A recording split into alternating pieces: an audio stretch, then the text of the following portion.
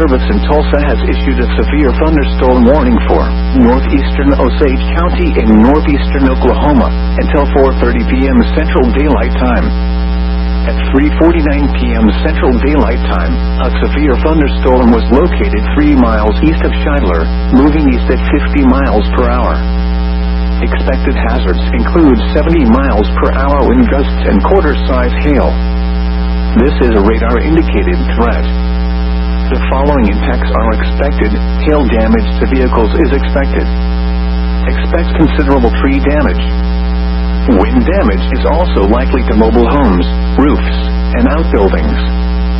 Locations in or near the path include Bartlesville, Pawhuska, Scheidler, 4 Acre, Big Heart, Osage Hills State Park, Pearsonia, Bartlesville Municipal Airport, Hula, Sunset Lake, Okesa, Washashi State Park.